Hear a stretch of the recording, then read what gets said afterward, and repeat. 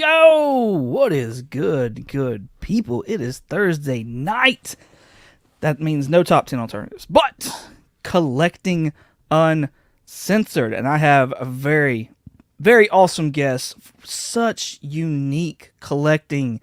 Just what they collect is freaking awesome. And they collect more than just comic books on top of that, but we're just going to stick, I believe, with comic books tonight. Let me adjust that. I know that's horrible, but still. I think we're just going to stick with comic books tonight unless, conversation goes further or outside of that. But I'm super excited. Y'all, this is my southern brother right here, SVaughn82. Let's go ahead and bring him out like we do everybody that comes on this show.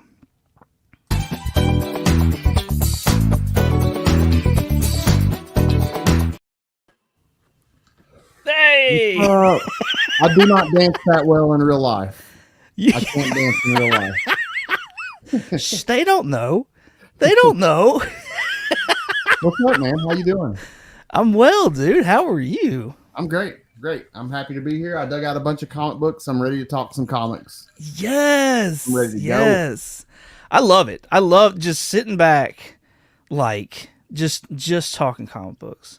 No, like it's just two bros talking like that's what I love. That's what I love. Yeah. So yes, super excited about this. I've been ready all day, man.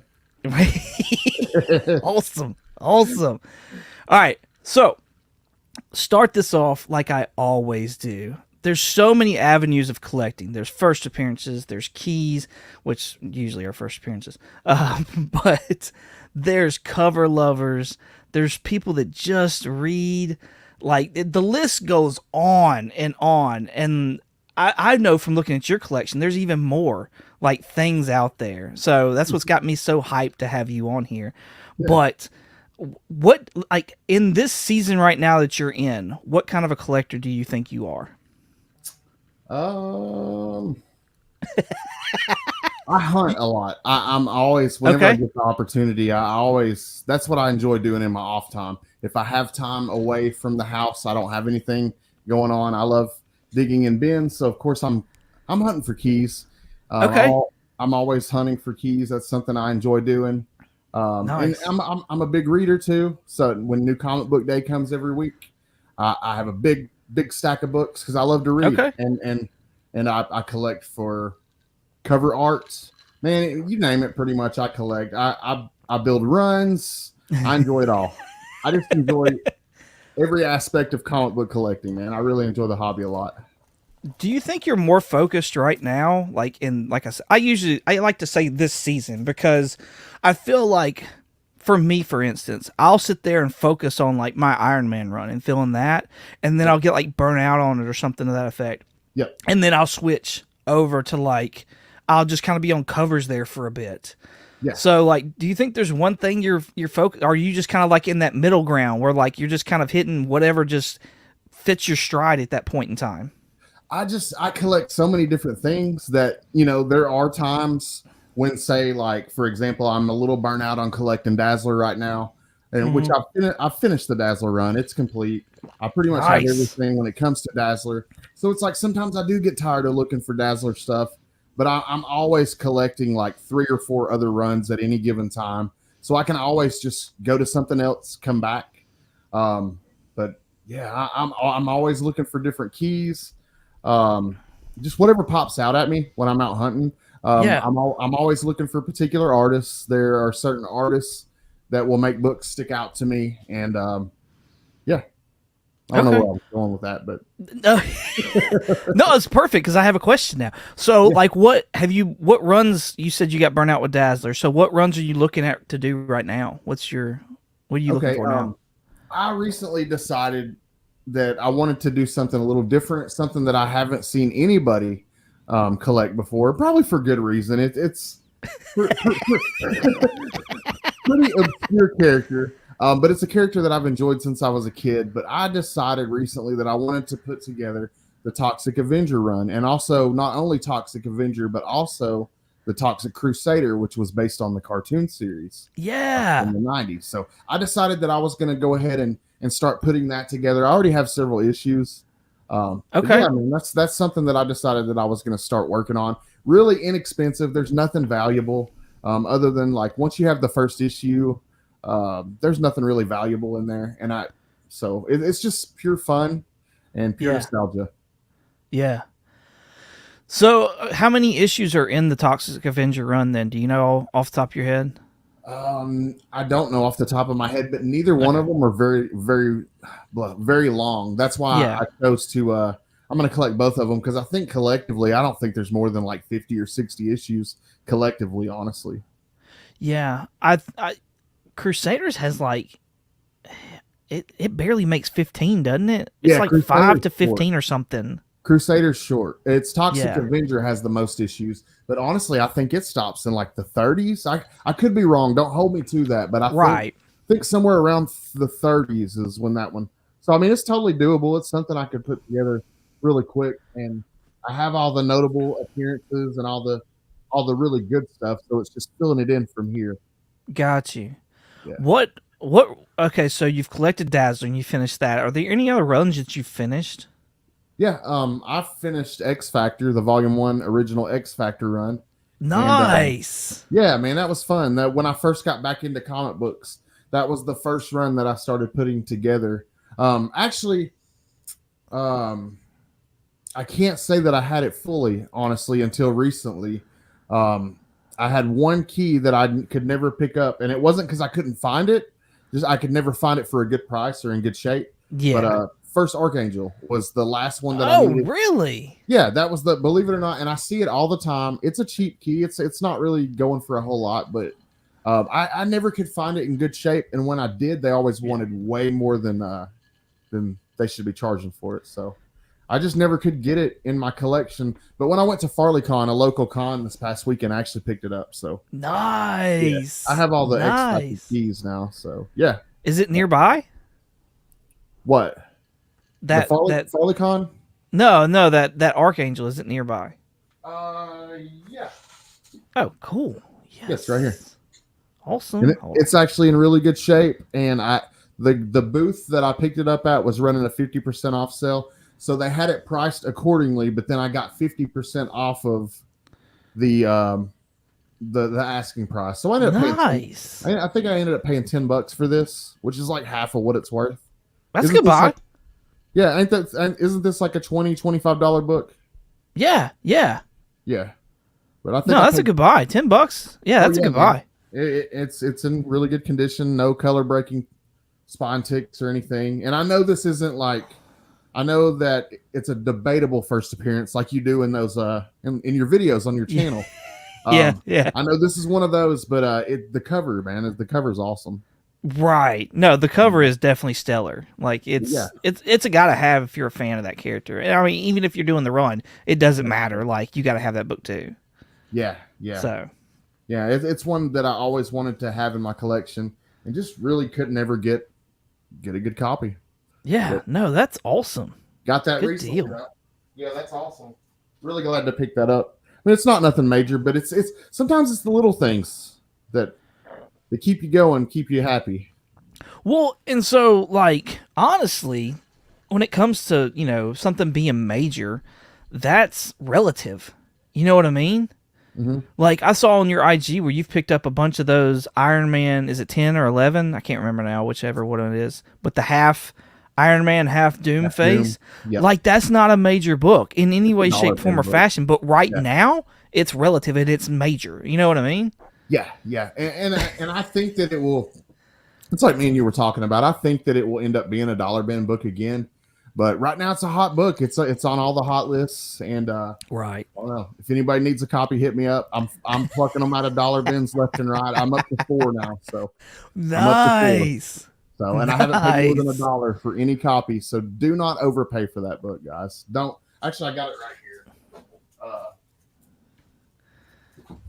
Don't overpay for this book. It's in dollar bins. I assure you, it is in dollar bins. Nice. Are any of those newsies? I'm just curious now. I don't even know that makes a difference, but No, they're all direct editions. They're all of them are direct, but got you. dollar That's bins funny. later. Giant handful of them. That's great. Yeah, don't overpay for that. Don't overpay for that, y'all. Preach. Preach. We got some folks in the chat. Let's say hello to them real quick. We've got course. Vogs in here. What's going on, What's up, Vogs? Bob? Hey, man. Brian LCS got the award show coming up, so Yeah. be on the lookout for that. Awesome. Collecting with Durs in the house. What's going on, homie? My buddy Durs. Right. TJ, another Southern brother right there. What's going on, TJ? What's up, TJ? Appreciate you. And Good TJ's evening. actually got a question for you. Okay. He says, question, did Scotty ever pick up the Chattanooga ghost appearance? I jinxed myself.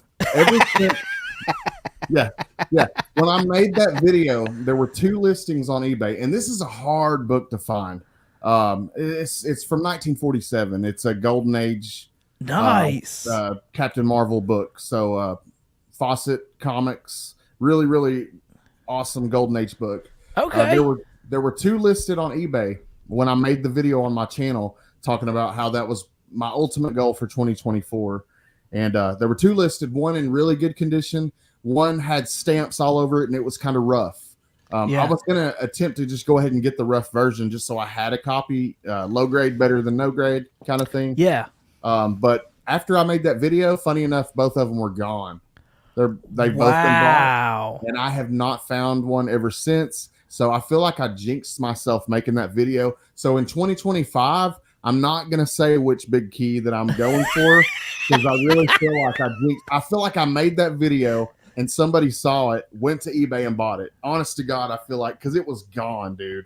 It was. I was going to say, and like, I understand it's Captain Marvel and I understand, it's a Golden Age book, but for those specific issues to just just be gone, like, I just feel like it's a fantastic book, but there wasn't any attention on it. And I just feel like maybe I talked about it to the wrong person and they're like, oh, I'm going to go scoop that. And they went and scooped it.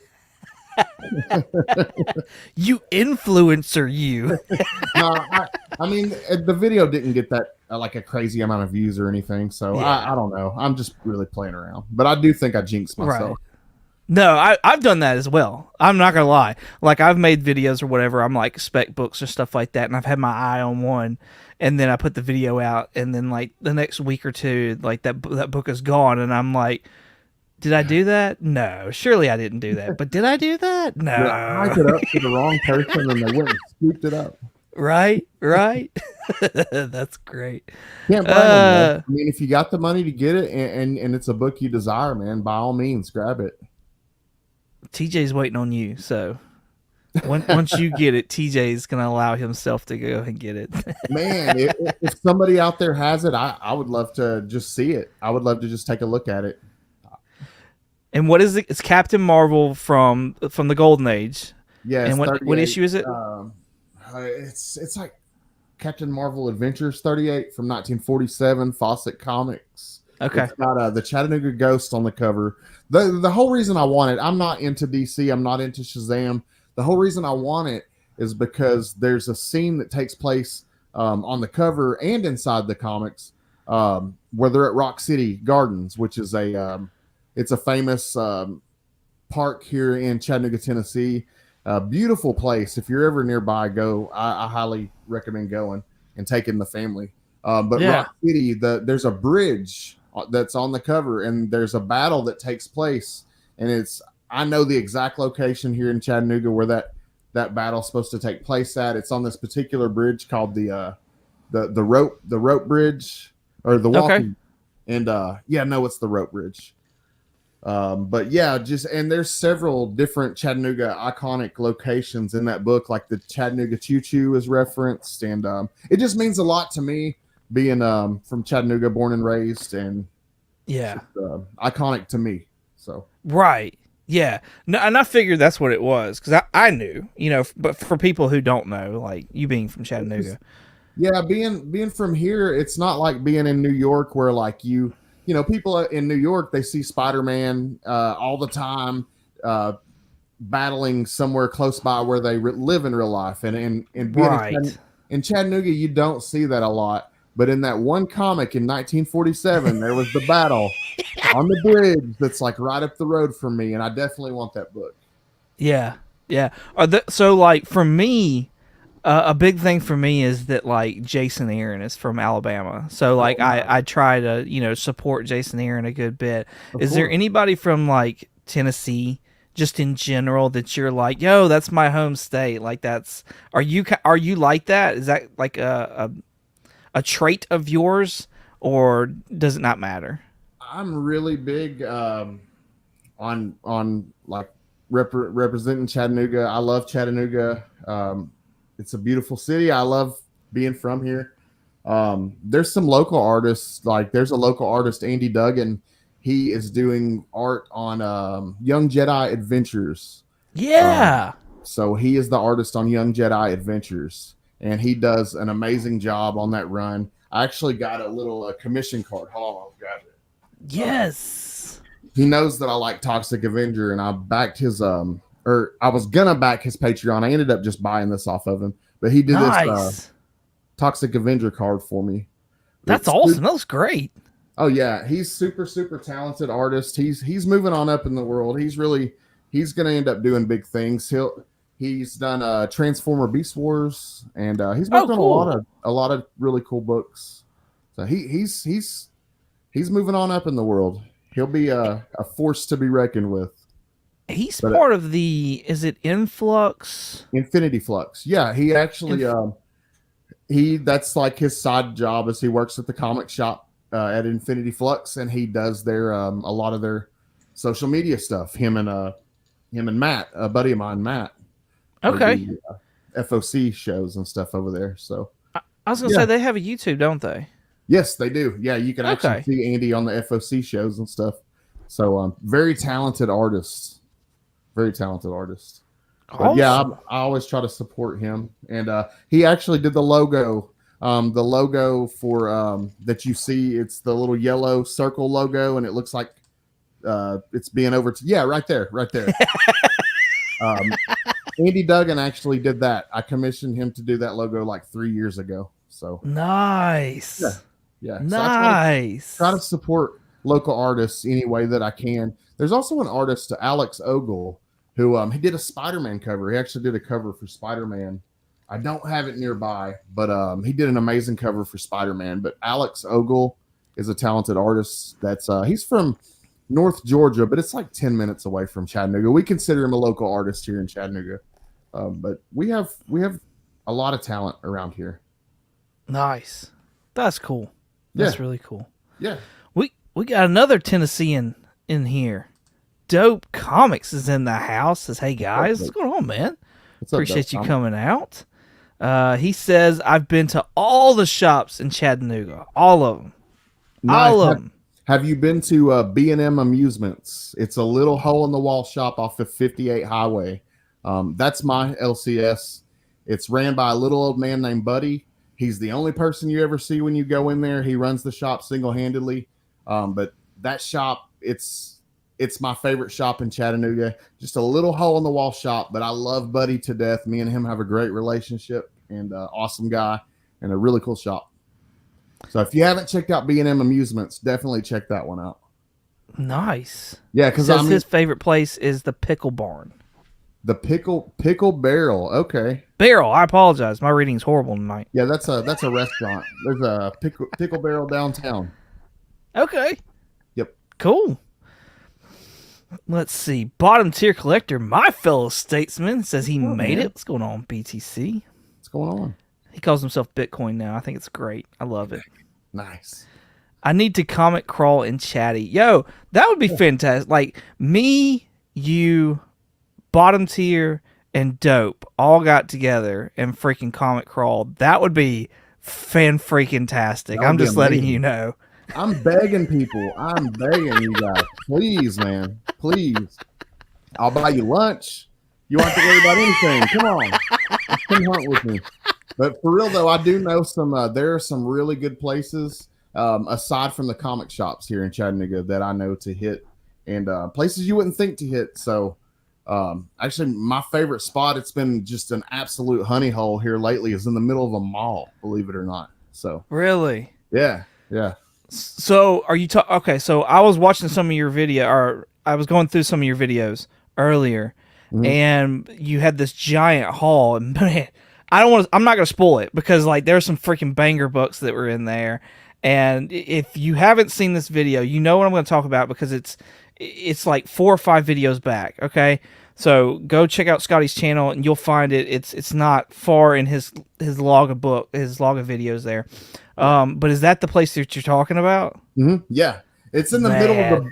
It is in the middle. It blows my mind, dude, because I'm pulling like Dave Stevens covers and stuff, not just one Dave Stevens, because you could pull one Dave Stevens cover out of a dollar bin somewhere and just randomly just get really lucky. I pulled 6 out in one day in the middle of the busiest mall in Chattanooga, little resale shop in the middle of this mall, and it just blows my mind that the busiest mall in Chattanooga has this little resale shop with the most amazing books. I've pretty much cleaned them out for Dave Stevens stuff. But they still get really good stuff though. They still have some, and especially if you're into DC. Like I'm not as big into DC, so I'm passing up probably some really good keys there. But there's a lot of good stuff to be got still. I was gonna say, like in those Dave Stevensons that you were pulling out, those were not like unknown books. Like those were some of like the heavy hitters as well. Oh yeah, there's some pretty good ones. But say you got them near you, that'd be awesome. Yeah, actually, let's see. These are all the ones that I pulled out from that mall. So yeah, I can show you guys. I pulled every single one of these out of this these dollar bins out of this shop. Wow. There's that one. Wow. Alien Worlds. Got the next issue 4. That was issue 3. Here's issue 4. I was gonna say the Bubbleheads. Shout out Rob Fat Stacks right there. Yeah. This one's really good. King Kong. Yes, that's my favorite. I love that one. Yeah, that one's a good one. And this one's really good too. And they actually had the full like 1 through 5 of Jungle Comics. And issue 1 had, I think only issue 1 had Dave Stevens. Okay. But that's good though. That's a really good cover. Right? And then Johnny Quest. I like that one. I like that one a lot. Yeah, that one's awesome. And then the last one, and this is along with like other like Marvel keys and stuff too, but that one's really good. Yeah, I do like that one. That was pretty cool. I pulled all those out of this resale shop all at one time, one day. Like I was shaking. The owner came up. Like he came up to me, one of the owners of the shop, and he's like, "Hey man, are you having a good time? Are you enjoying yourself?" And I'm like, he probably thought I was a crackhead because I'm like sitting there shaking because I'm just like finding all this crazy stuff. And they were running a deal. It was like you get 10 books. Buy 10 books, you get $10 off. So I ended up getting like 20 books that day and getting $20 off, and because you can stack the deal. But dude, it ended up being like a gold mine. And I don't want to spoil too much about the video, but all the books were just one price, if I remember right. Is that correct? Yeah, they were. I say dollar bin. I think they were like $2 or $3 each. But then, like when you got to $10, you got 10 off. So it's like you get 10 books. It ends up being $20, but then you get $10 off, so it's $10. And it's just something crazy like that. So I ended up paying. I don't know. I say in the video, but it ends up being a really cheap price for like this big stack of like it's pretty nice piece. Yeah. Y'all check that video out. Dude, I was shaking. It was crazy. It was awesome. It was an awesome haul. Still, I'm gonna go back because I just found out that there's they had like a lot of the who's DC books, and I found out there's some Dave Stevens art in some of those. So I'm gonna go back. I'm pretty sure they're there. So I'm gonna go back and look for those. There's a picture of Dolphin in whichever who's who that is. That's a Dave Stevens, if I remember correctly. I know there's one other book that has it as well. Do what now? I didn't know about those till recently, so but I do remember seeing like this big stack of those there, so I'm gonna go back and look. I think I heard about it from Mr. Akins with What's on the Comic Rack, so I don't know if he has a video or not. But you might want to check his shorts. Okay. I know he showed me that there was one with the character Dolphin, and that was a Dave Stevens, and I can't remember the other one, but I also know that John Constantine's first appearance is on Who's Who. Oh wow. Okay. So if you find the one with John Constantine on it, like that's his first cover appearance. Oh, dude. Okay. Yeah, that's Yeah. definitely worth grabbing. But yeah, I Right. found so many like first Power Princess in Defenders. I picked that up. Yes. Red She-Hulk's first cover appearance, her first cameo appearance in the issue. Like I'm grabbing all these the same day. First Howard the Duck. No, wait, no, I grabbed first Howard the Duck the next time. But yeah, just a second appearance of Power Girl. Just this big. Oh wow! It was awesome. It was really cool. Like I said, I'm sitting there shaking like a crackhead when the owner's talking to me. That's what I love, though, man. That's what I love about, and that's what I get the most excited about with this hobby is actually going out on the hunt. When I have a day off, and it's usually on a Tuesday, sometimes on a Saturday if my son feels like going. But usually on a Tuesday, I have a little free time by myself, and I love just making 3 or 4 stops and making a whole day of it, or making like a half day of it, and just going out and hunting. And most of the time, it's by myself, so I'm just me time. Yeah, no, and it's needed too. Yeah, it is. What are some of the biggest finds that you found on these deals? On these days when you've gone out and you've hunted and stuff like that, do you have any of those near you? Like, what are or can you just tell us which ones you've gone out and you found? Just some of my favorite books in my collection, I've plucked right out of bins like that. I found both of these the same day, and I've showed these a couple times, but I found both of these at McKay's here in Chattanooga the same day. But I was actually I was going to talk about that anyway eventually. But Savage She-Hulk, it's also a newsstand. Pulled right out of McKay's bargain bins. I pulled this out too, and this is actually a pretty rare book that I want to get graded soon. But this is Spider-Man 2099 issue 1, but it's the rare second print with the white border. Right. Yeah. But it originally came, if you guys don't know, it originally came packaged with a Spider-Man 2099 toy, and because of that, a lot of these got dismantled. There wasn't a whole lot of these that are still intact and still out there. Not a whole lot printed anyways. These are a lot more scarce, obviously, than the first print. But yeah, man, pulled right out of a bargain bin. And yeah, it's days like that make it worth it, make it exciting. Right. But I found so many other things. Shoot. Looking around trying to think of something else. I don't know. I pulled a bunch of other keys out of bargain bins, but that's what I like to do. That's my favorite thing to do, though. Yeah. The Spider-Man 2099, was that a KB Toys? Like, it came with that figure or whatever the deal was? I think so. You could ask Rob. Rob's Fat Stacks. He would know because he actually has the toy. I never had the toy with it. Okay. I would like to, but he actually still has the toy and the book. So I was going to say, you're a huge Marvel Legends collector, too. Yeah, I'm also a big toy collector. That's another thing I enjoy. It's secondary to comics, but okay, I really, really enjoy collecting Hasbro Marvel Legends. I've gotten sucked way deep down the rabbit hole. The whole side of this room, the whole side of a bedroom in my house is just nothing but Marvel Legends. It's a problem. It's cool though. I love it. Let's say hello to Shop real quick. What's up, Shop? Creator of the Shopverse in the house. What's going on, man? Thank you for hanging out with us this evening. Appreciate you.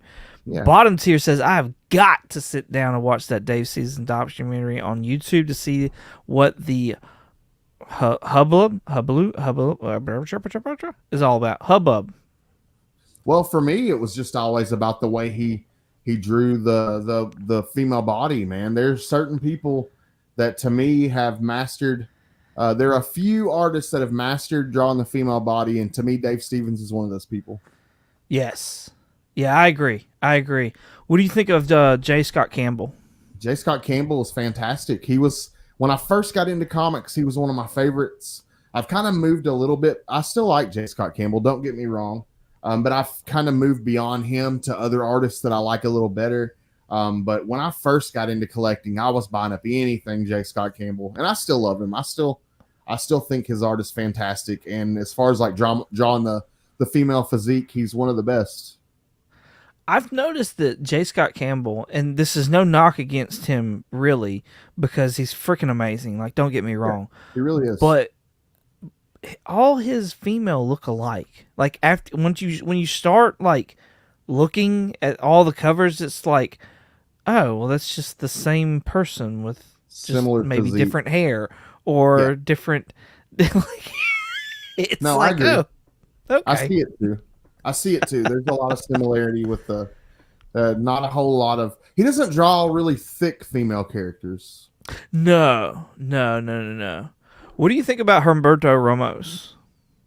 I know I'm familiar with his work. I'm I trying was to gonna think say, of are you familiar with it? Like, yeah. I'm trying to think of a good example. Can you give me an example of? Actually, here I got Google. To what? I'm gonna Google and just see. I mean, I know the name sounds familiar. It's Yeah, not so like somebody I he did a lot of specifically like. interiors for Spider-Man, and he's done a lot of covers for Spider-Man as well. I just noticed, Okay, I that's just threw where I that know name him out there from. because we started talking about him recently on the podcast, and his female, like his anatomy, just in general, he puts belly buttons way down low and like stomachs grow really high. It's just ridiculous. It's Strange just Academy. That's where I know Strange Academy. okay. Okay, Yeah, he does the art on Strange Academy. Okay, what do you think of his art, I like or it. have you seen it? I like it. I mean, I can't say I'm a huge collector of his. I'd be lying, but I'm Right. familiar and I do like his artwork. He's very talented.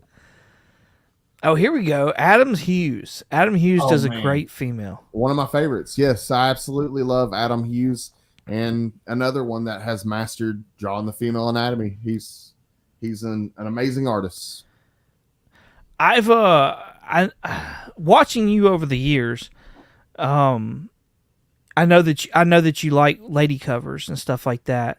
And if Yeah. I'm not mistaken, is Greg Horn your favorite? Or Greg who Horn. would you say, if it's not Greg Horn, is your favorite? Greg Horn was an artist that I latched onto really hard when I first got into collecting, and he is still an artist that I collect. Um, yeah, I love Greg Horn and his. I love his style, the hyper realistic style, and I love the way that he draws females as well.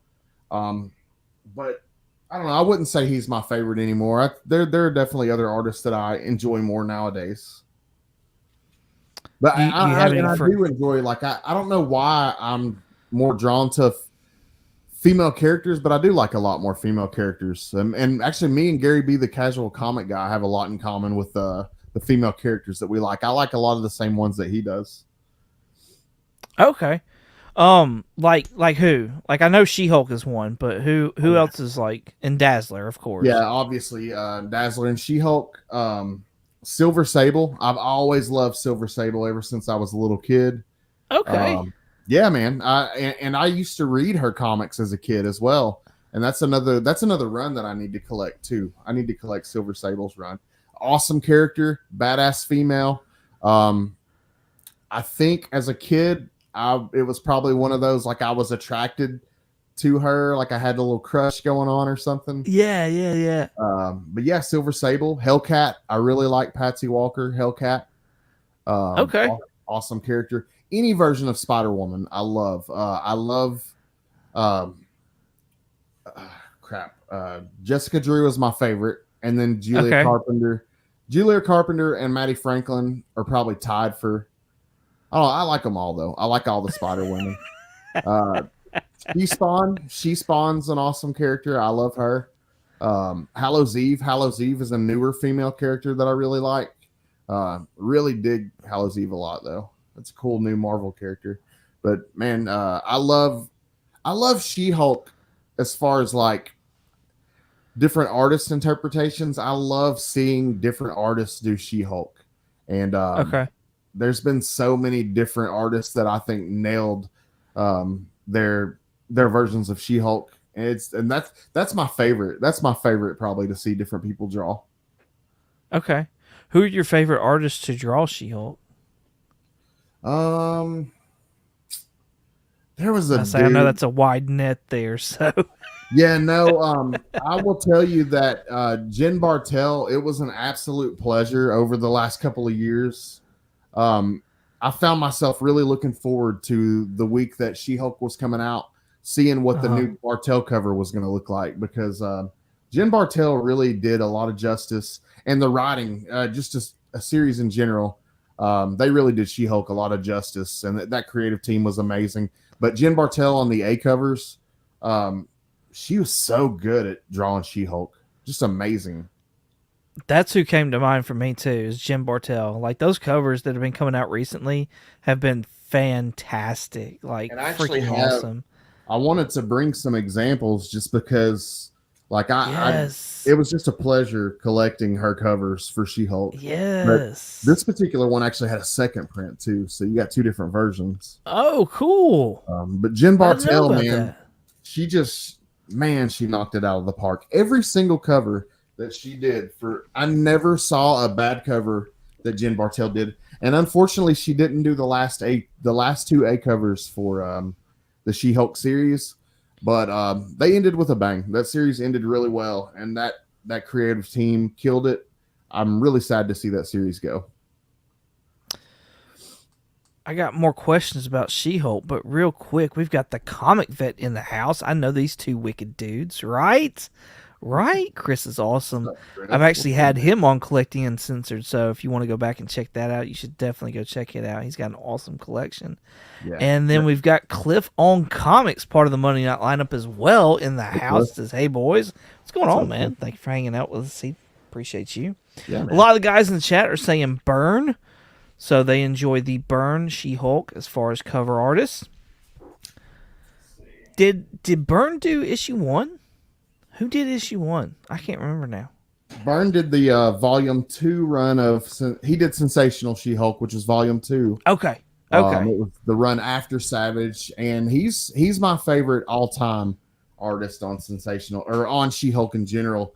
He did different covers on like Marvel Fanfare, and there are other covers or other comic books that he did She-Hulk on as well. But John Byrne's my favorite when it comes to She-Hulk. But there's been so many artists that really did a good job. God, there was a variant cover this past year, and God, his name escapes me, but he did covers for Red Light as well.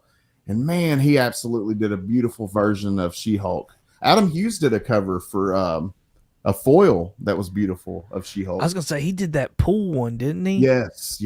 Man, that thing was crazy. Marca Andolfo she does a good version of She-Hulk. Let's see. God, what was that artist though? He was on Red Light. Let's see.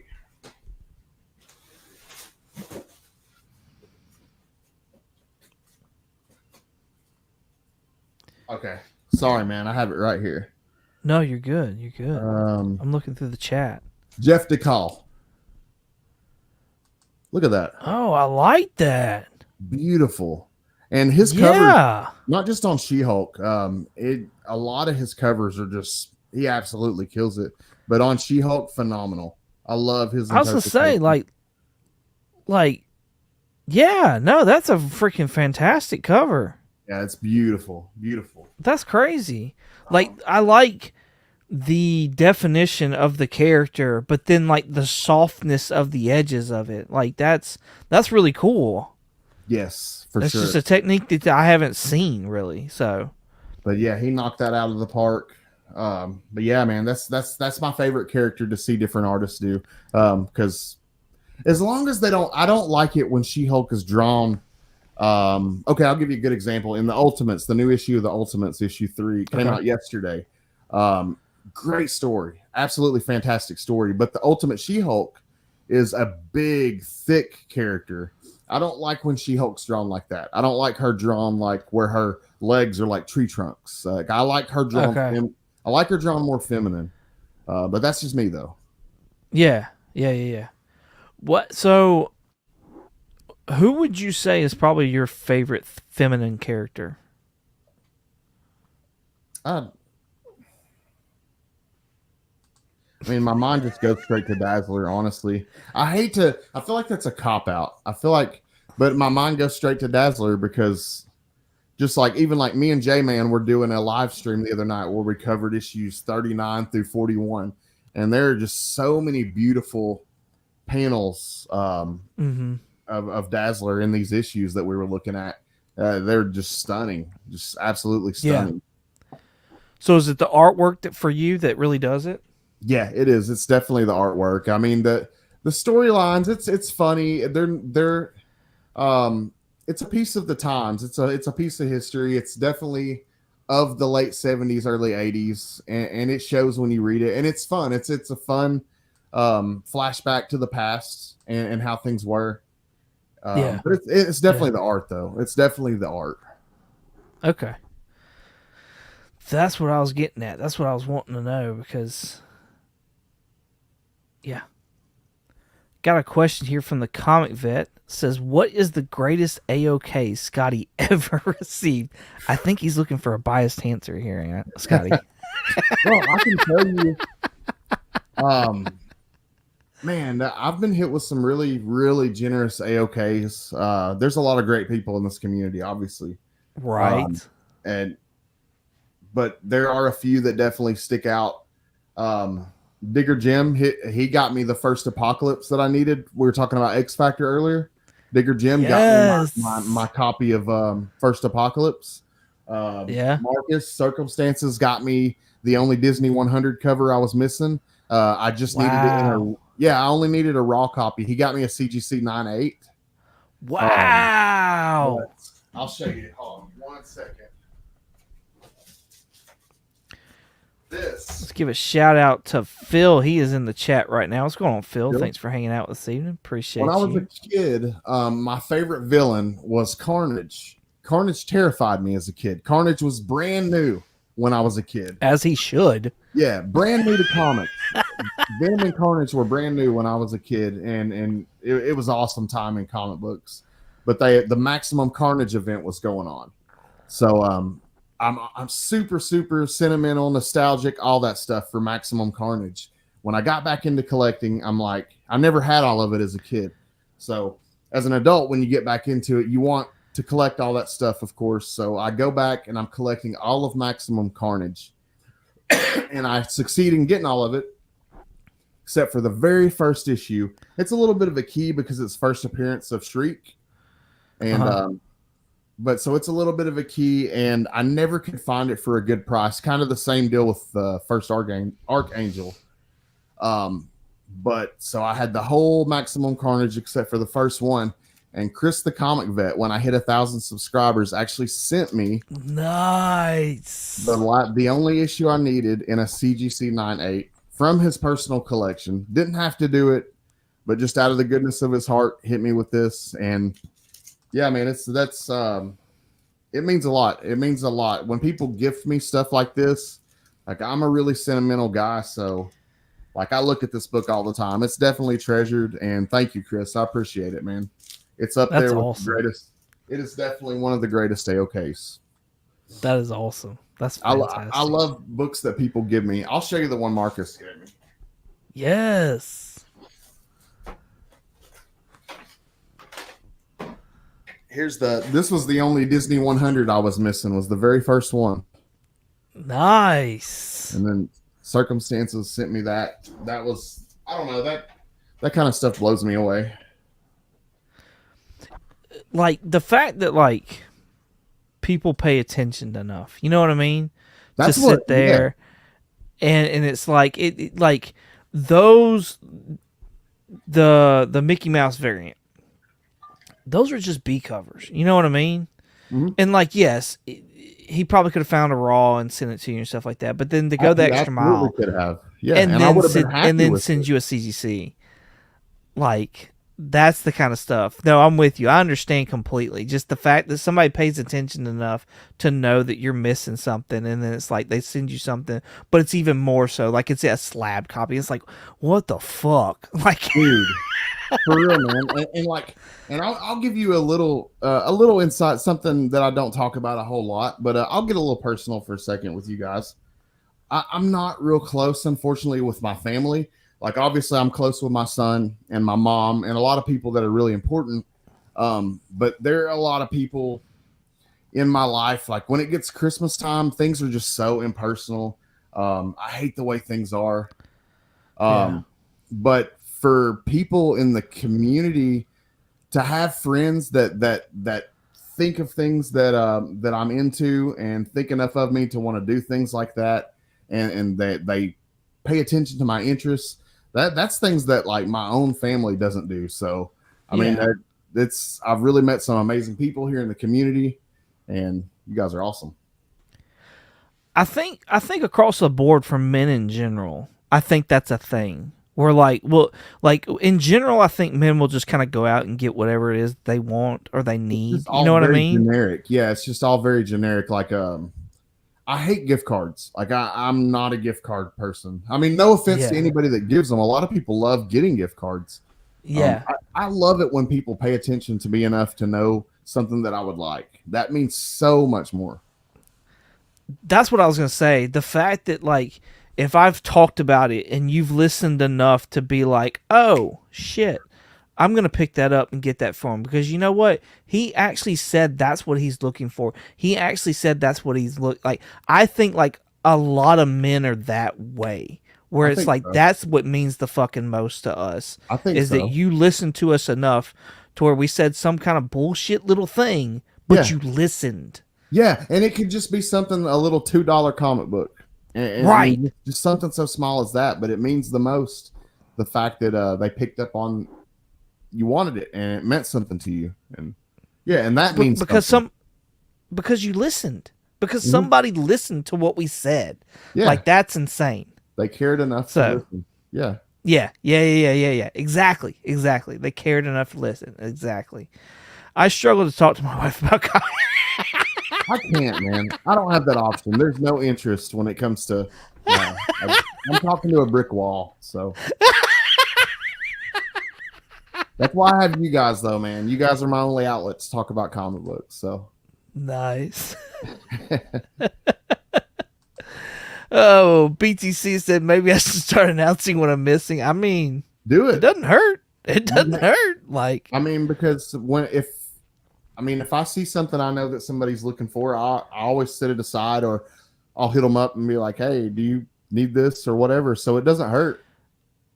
no, I legit like if I like so there was actually a book that I knew that Bottom Tier was looking for and I've been on the lookout for it.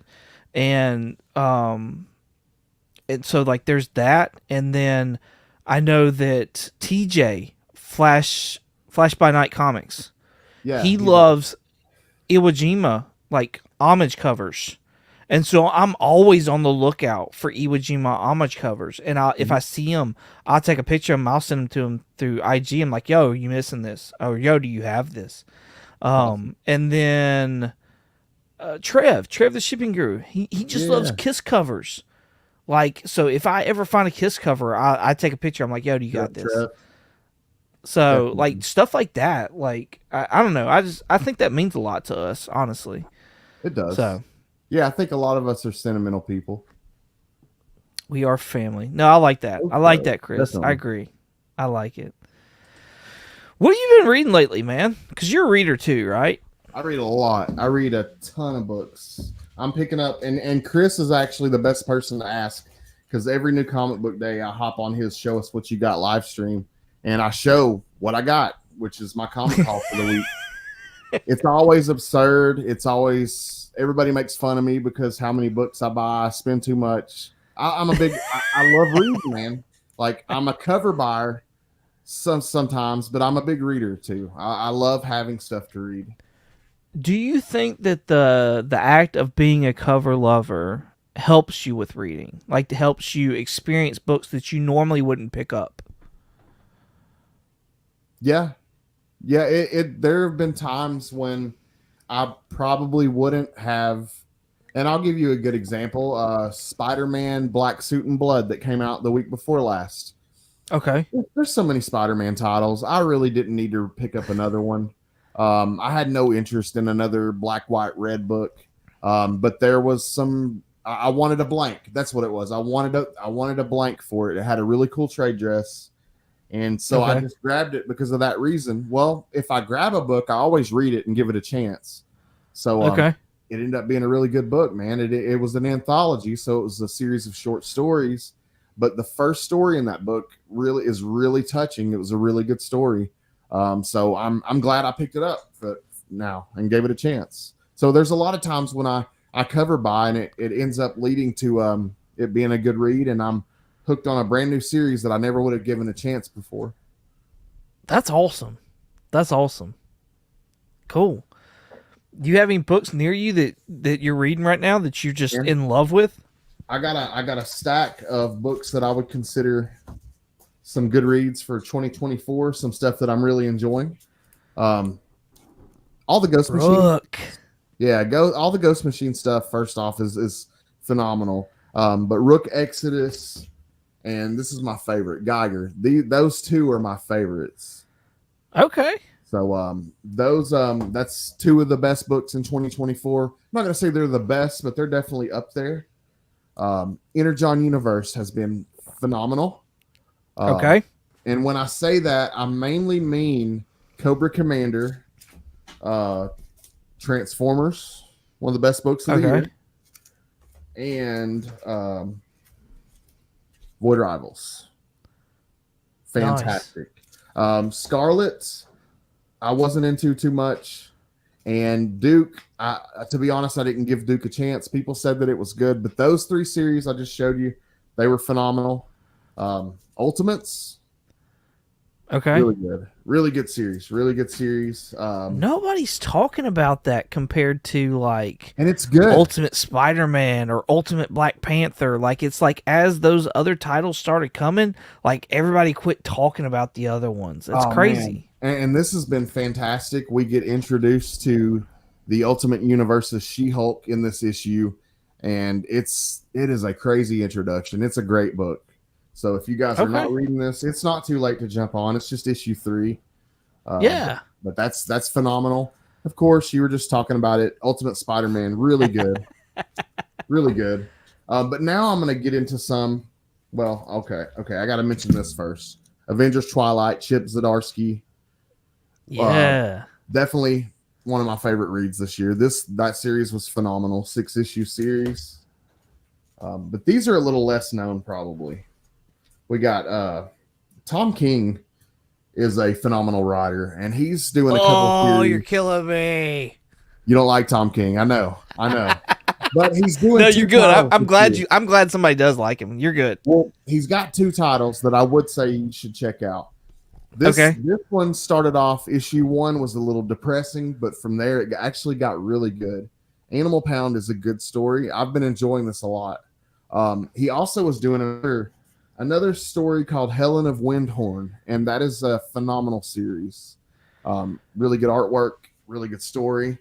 But Tom King is writing some good stuff. Tony Fleeks is doing. Do what? No, go ahead. Keep going. Tony Fleeks is doing a lot of good stuff this year. Uncanny Valley. This has been a lot of fun. Really good story. Okay. I'm enjoying Uncanny Valley a lot, as well as Feral with Trish Forstner. Is that good? I heard a lot of people dropped off, and like nobody's talking about it like they did with Stray Dogs. Well, okay. This is the thing, and it's the same thing with Stray Dogs. It's a slow burn. It's better read in trade. This will be phenomenal when read in trade. I promise. It's getting good. Like the series is good at this point. It's just I feel like the people that dropped off, they dropped off at issue 1 or 2, and it was still really getting to where it was going. But Feral's gotten really good, and it's going to continue to progress. I've heard that it's like Walking Dead, but with like cats. Yeah, it is. It's got that. It's got that feel to it. I could see that. Benjamin Percy, Helverine. This has been actually a pretty decent title. I'm not gonna say it's been like one of the top books of the year, but I've been enjoying it. We got Dakin, Wolverine's son, and the Spirit of Vengeance is kind of being passed back and forth between them now. So they've both been Helverine. Between Wolverine and Dakin? Dakin, I don't know how to say it. Dakin. I don't either. But yeah, they have both now been Helverine. It's kind of going back. Okay. That's crazy. Series right here, man. This feels like growing up in a comic book. I've Gromit, heard that. this is so Yeah. good.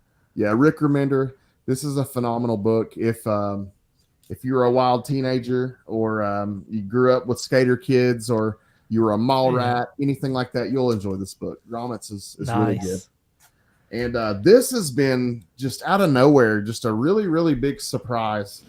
And I'm going to get to meet this guy in a couple months. I'm going to get my book signed. This has been a fantastic series. If you guys are not reading Dick Tracy, Dick Tracy. Dick Tracy, What? dude, I'm not joking. If you can find issue 1, go back and get it. It's got the classic Rogues Gallery. Flat Top is a psychotic, just straight up stone cold killer. This book is phenomenal, dude. It's really good. Oh, I might have to check this out then. Like, it's that good? I highly recommend it. The same writer, actually, Marvel got to do Spider Society that came out yesterday. Uh-huh. Alex Segura. Marvel got to do Spider Society, but he is the writer of Dick Tracy, and this series has been great. He actually also wrote. No, he didn't write it. That was a different guy. But yeah, this series is fantastic. I always liked Dick Tracy when I was a kid, and the way that Flat Top is portrayed in this, dude, he's just stone cold killer, just ruthless. See, that's what I love. I love going back to those kinds of titles that everybody's forgotten about and like modernizing them in the sense of what we deem as like violence, or what we deem as in like sexuality, or what we deem as in like I'm butchering the way that I'm talking about this, but it's make it to where it's not necessarily seen as being childish, but more adult. Yeah. That's what I love. I love seeing that kind of transition for those types of titles. Oh man, and this, like there's been so many properties that have been brought back this past year. We got Thundercats, Johnny Quest, Powerpuff Girl, like you name it, they've gotten brought back this past year. And a lot of them were just kind of half-ass, to be honest with you. A lot of the series weren't that great, but this one could have been the same story. It could have just been another half-ass. Yeah. But Alex really did a good job with this book, man. It's phenomenal. This is a book I feel like that nobody's reading, but everybody should be. If you want a good mobster book in your life, pick this up. Seriously. You don't have to be a Dick Tracy fan. If you enjoy mob style books, pick it up. It's awesome. So let me ask you, is that a limited series or is it like an ongoing? What's going on with it? I don't know how many issues they plan on going. They're up to, I think we're about to get issue 4. Issue 4 comes out maybe next week, if not the next week. But it's okay, so people can jump on it. Yeah, it's not too late. It's not too late to jump on. Okay, cool. It's getting good. It's getting really good. Cool. Bottom tier says, Turtles almost got me at the store yesterday with Green, Black, Gray book. That's been fun. Yeah. I'm actually reading that as well. And I don't read every teenage. I'm a Ninja Turtles fan, but I don't read every Ninja Turtle series. I'm kind of selective. But with that one, I decided that I would pick it up because it's an anthology series. So you just get a bunch of good short stories. So you get like a weekly dose of TMNT mixed in with my other stuff. So I've been picking up the Black, White, and Green, and it's been fantastic. There's been some good covers, and there's been a lot of really good short stories in that too. Did you pick up Aaron's first issue of the TMNT? Oh yeah. I've been picking up every issue of that run. They're only up to issue 3, but I've been picking them up all up so far. I got the Jock cover to the last one, I think. Okay. Yeah. So all I've got is issue 1 so far, and I've heard that the first 4 or something like that will be like each turtle kind of deal to kind of see where they're at. What did you think of issue 1? Issue 1 was pretty good. I mean, I've read so many books since then, but I do remember it was pretty good because I think I made a post on Instagram after I read it. Usually that means it's good, right?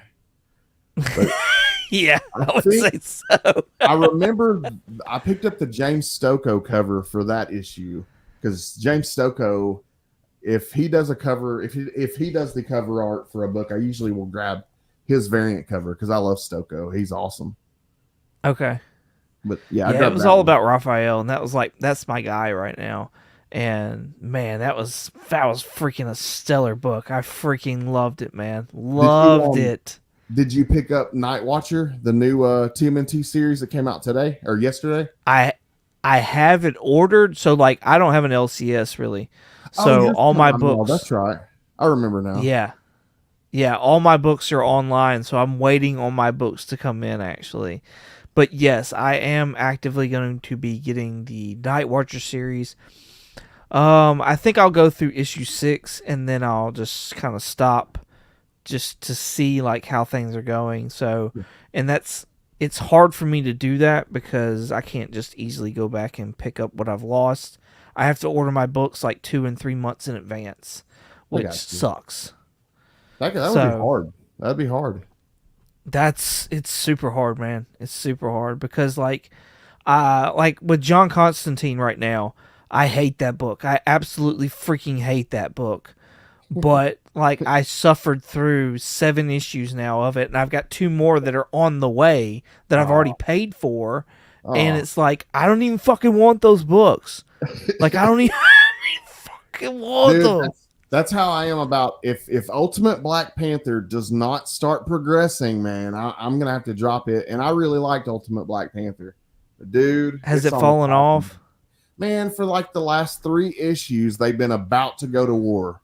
Like, how many issues are you going to be about to go to war? Come on now. 3 issues. Like, it's on the chopping block. And I really liked Ultimate Black Panther. But yeah. Well, and like, there's like a Moon Knight army in that, is there not?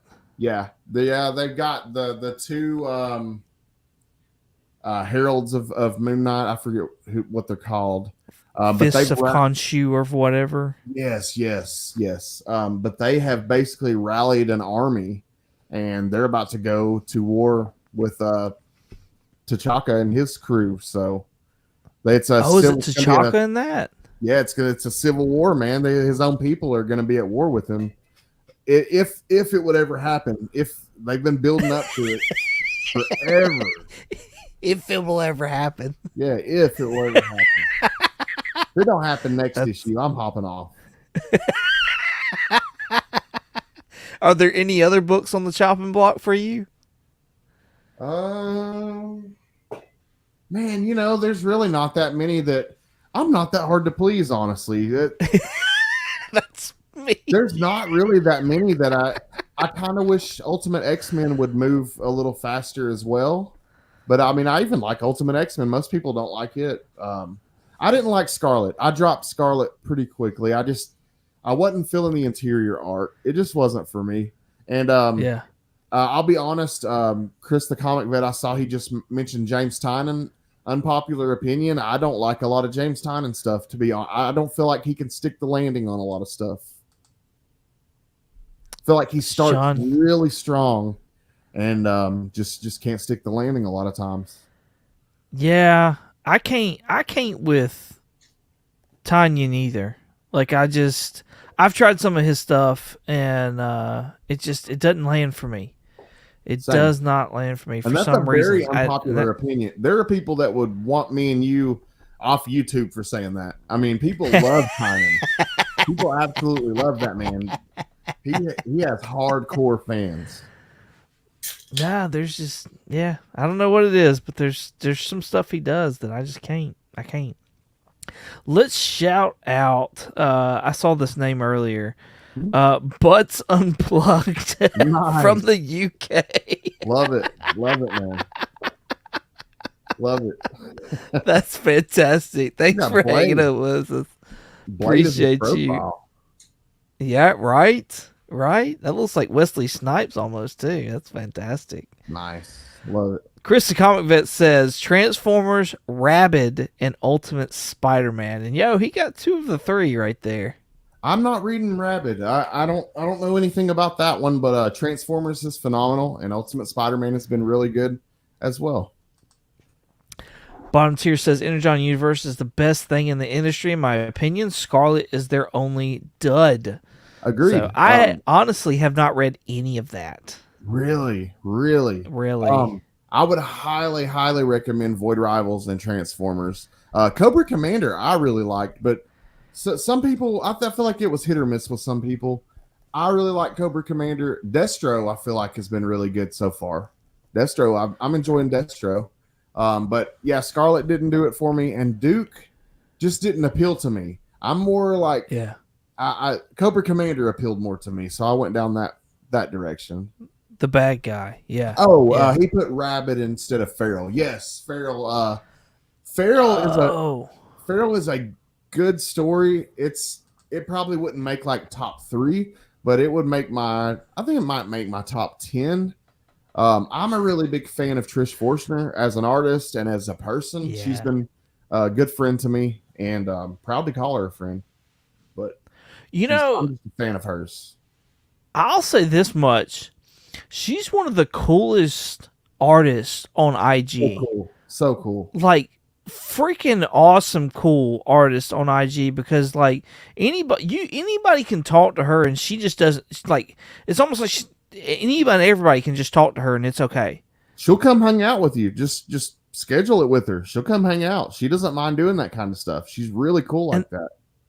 That's what I love. I love that she is, she's known. You know what I mean? She does amazing artwork. She's known, and it's just like everybody on like, if you just talk to her, it's just you're just talking to her, and that's what's cool to me. That's so super cool to me. She's fun to hang around too. She's like how Lady Fantastic, Caroline. She's always a blast to hang out with. Just really fun.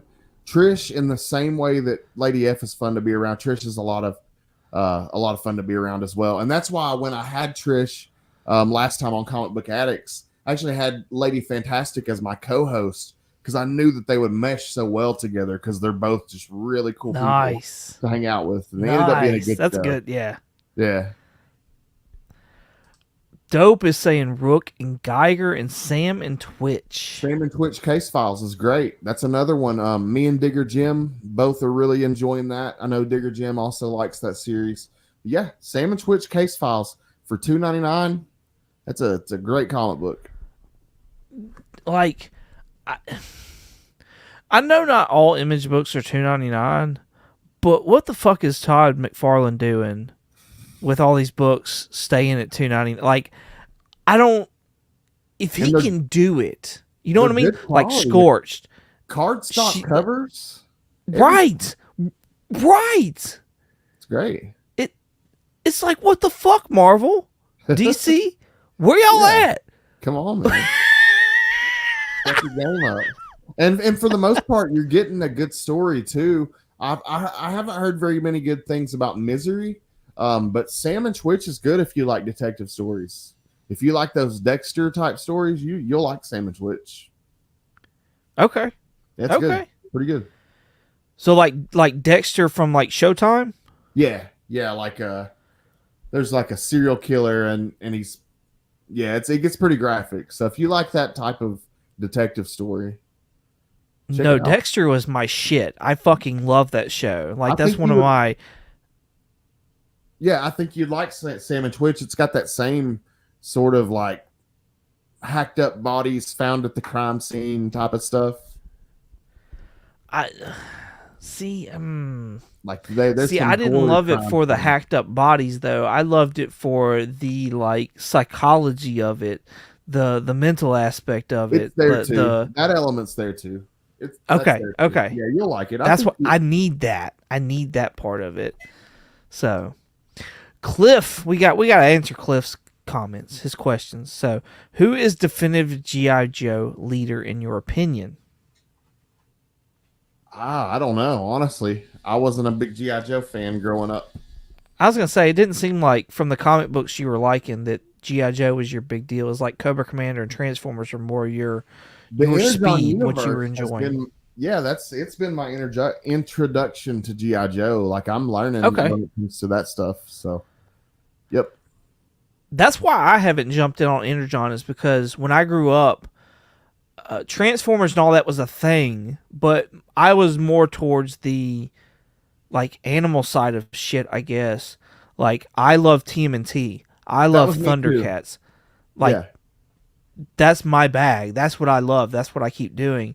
And it's almost like I've tried to force myself to like Transformers, like like I should like it, and it's just never sparked any kind of passion or love for me at all. Dude, me and you would have got along great because I was the same way. I was more into TMNT. I never played with Transformers. Thought they were cool, and I thought GI Joe was Yeah. cool. I just never really played with them, and but it was something that I've gotten into through Daniel Warren Johnson and Robert Kirkman and Energon Universe, Josh Yeah. Williamson. Yeah. So I remember going over to a friend's house and he had all these GI Joes and he brought them out and I was just like, "What the fuck are these, bro?" Like, I had some of the toys. I remember I had a Cobra Commander that I would play with sometimes, but like I would play with it with other toys. Like I never just played. Like I wasn't playing GI Joe. I was just using the figure in something else. right. I got you. I got you. Cliff's got another good. I like this comment. I like this question. What was your first con? What's your worst? And what's your favorite? I went to Dragon Con. That was my first con in Atlanta, Georgia, and Yeah. it was. It would have been the worst, and it wasn't because of the experience. And it wasn't because of who I went with. It was because of the state that I was in when I went. At the Got time, you. I was really bad in addiction, like Okay. really, really bad off. I almost couldn't leave Chattanooga just because I wouldn't have the substances I was on. So I had to. Oh, it was pretty sad actually. But at that time, I was really bad off. So because of that, like I'm really embarrassed for some of the things that I the way that I probably acted around a really good friend. So that was a bad experience because of that. But I'm clean now. I've been clean for over 4 years. And besides smoking, I occasionally smoke. But other than that, like I don't drink, I don't use, I don't do anything like that and haven't in over 4 years. And I went to, I can go to cons now and I don't have to worry about that kind of stuff. And I have fun. And I got to go to a local con recently called Farley Con with a close friend from work and got to meet Howard Shakin and Larry Hama and a lot of really cool people and had a blast. So Nice. that was a lot of fun.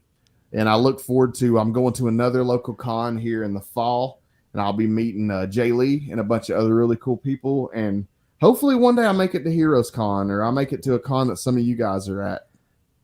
Yeah. Yeah. You were talking about, I know you've been very open about your addiction and stuff like that Course, in your man. past. Yep. And I know that you've collected several things over the years. Do you think the act of collecting is what helps you with that or has helped you with that? Or is it comics in particular that helps you with that? Yeah, man. When I have too much time on my hands, it's bad. When I have an idle mind, it's bad. I need to keep. I've learned I need to keep my mind occupied with things, and comics are good for that. The toy collecting's good for that. I like having a lot of stuff to read, and just keeping myself busy with the hobby, so that way I have something to do when I'm not at work and I'm not doing stuff with family. I have something good, like a good healthy something that can occupy my time. And yeah, I don't know where I was going with that, but No, you're good. You answered my question. You're good. That's funny. So yeah, I mean, I'm glad that comic books have been there for you. You know what I mean? I'm glad yeah, that they've been there to give you a story to read, to give you a story to occupy your time, the artwork, yeah, just all the things that fire off in your brain to sit there and keep your attention so that you don't slip back into something like that. So that's awesome. That's awesome, man. yeah, man. And it's like, what's crazy, I tell people this all the time, that people, when I'm on Chris's show on Wednesdays and they see like this massive stack of books that I'll get every week, and they're like, dude, you're spending like $100 a week on books. But the sad part about it is I used to spend $400 a week on drugs. Like that's how Yeah. bad I was Wow. in active addiction. Wow. I would run up $400 a week, and so compared to that, like $100 on comic books, and that's my bills are paid and everything's paid. There's a lot of freed up money by me not using anymore, so I'm able to enjoy life Right. a little more. So I allow myself to enjoy life in that way. So That's I do. awesome. Sometimes I overindulge. I probably spend a little too much money sometimes on comic books, but I mean, thinking back, compared to a $400 a week drug habit, that's pretty good. I was gonna say you've made progress. You've made substantial progress. You know what I mean? Yeah, yeah, dude, it was Yeah. crazy. It was really, really bad, man. I'm glad you guys didn't know me back then. But yeah. Well, as open as you've been about it, I want to sit there and say I'm proud of you, man. I'm proud Okay, of you I for appreciate what it. you've done and like sticking to things and being the man that you are. Like I'm super proud of you. So I don't know if that means anything, but and I'm Yeah. not looking for it too. But like I'm proud of you. I just want to be able to sit there and say like I'm proud of you. So Well, yeah, man, it absolutely does mean something to me. Of course.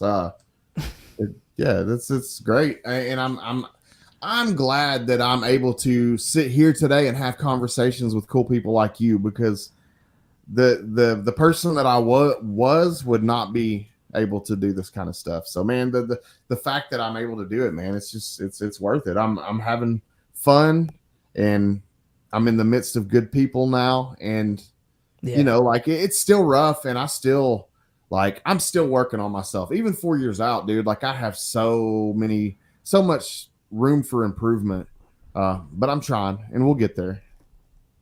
yeah, yeah. I mean, you're still. Would you consider yourself to still be at the beginning of this? Nah, no, I don't think so. I think Okay. I'm at the stage now where like really I should probably be sponsoring someone else and kind of passing it on. Okay. Which I failed to do so. But that's probably where I'm at with that, honestly. And like some people feel like they always need to go to the meetings and stuff like that. Like I feel like there's a balance. Like I do, the meetings are good, but I don't know, man. I don't feel like I always need the reminder. It's weird. It's kind of hard to explain. Yeah. Um, I don't always want to be reminded every single day that, like, I kind of want to move away from it. Like I'm not that person anymore. So to a certain extent, I don't want to relive it all the time at these meetings. Um, but I don't know. I Yeah. probably should be at the stage where I'm sponsoring and passing on the lessons that I've learned to other people. That should be where I'm at, but I'm not currently. I'd be a liar if I told you I was, but I'm No, far I enough mean, along where I should be. but at the same time, you like coming out of something like that. I feel like you definitely need to put yourself first. Yeah, for sure, definitely. And like I had goals. I had goals with the channel, and I still have goals with the channel. I hit a road bump where, oh man, it was devastating, and I actually went through a little bit of a depression that I really didn't talk about with people because of this.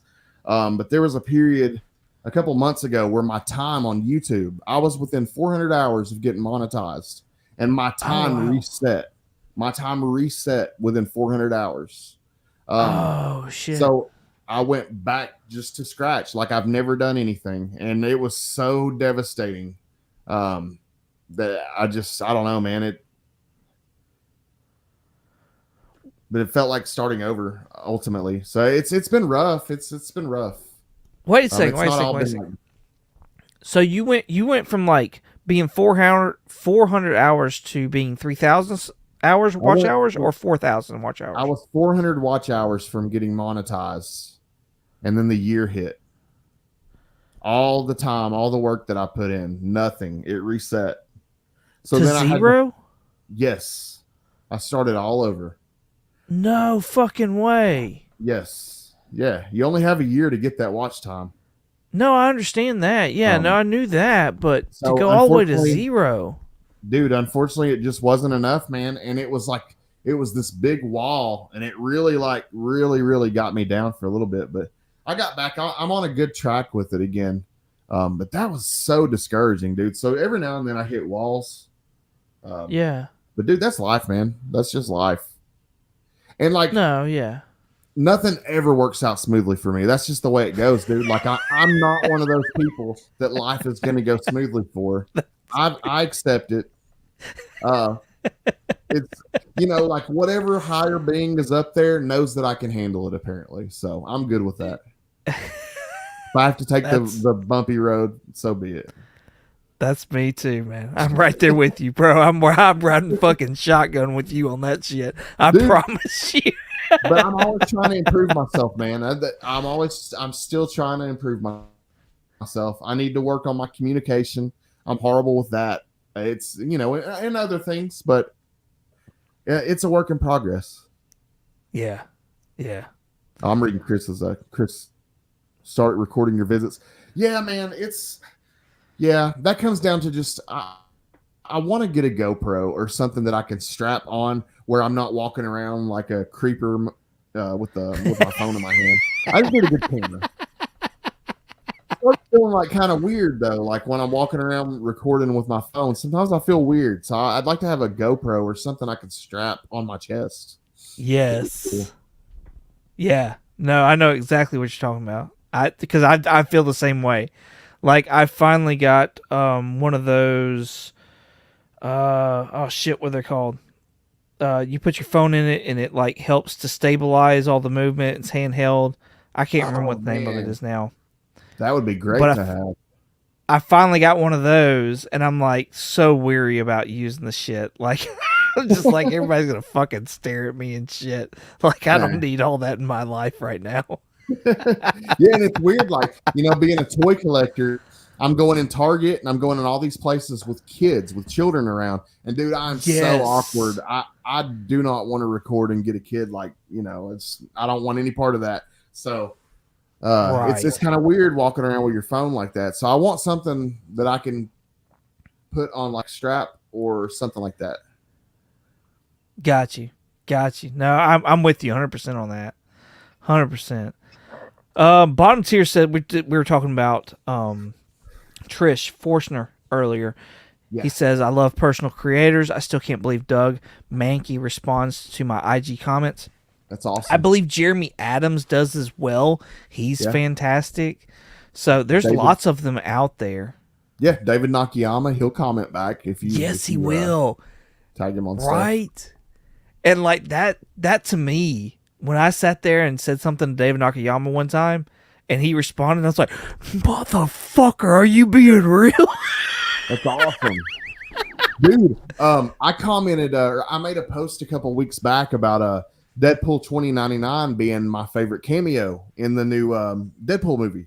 Yes. And, the actress that played Deadpool 2099 got in the comments and was like, thank you so much. That is so sweet of you. I'm like, holy crap, awesome. Dude. That's crazy. yeah, the actress that played Deadpool 2099 got in the comments. That's awesome. Yep. Man. Yep. Pretty cool. I love it. I love that kind of shit. Like that makes me want to follow so many more of those people that will interact back with you and not like be full of themselves kind of. You know what I mean? Yeah, and I did. Like I went and I followed her, and she's like a stunt lady, and she's an athlete and does some really cool stuff. Cliff says that, shit, I've lost it. Todd is a fucking genius when he wants to be. He is a genius. And like when it comes to my collecting and stuff, especially in the beginning, it revolved around a lot of Todd's stuff. Even being a Lance collector today and learning more, and my collection's gotten bigger and more evolved. I still am collecting. I'll still pick up any Todd books that I run across, and like anything that I find McFarlane.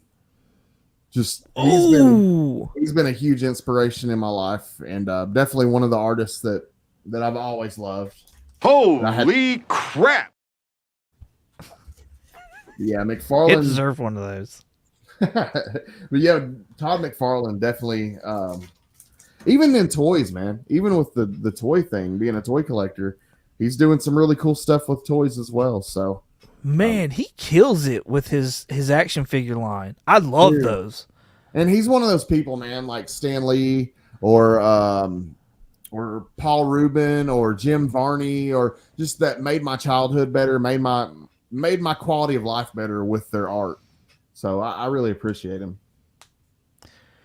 Chris asks, who has the better stories overall? Now, we know earlier from our conversation that you chose Dazzler as your favorite because of the artwork within, but now Chris brings this up as who has the better stories, She-Hulk or Dazzler?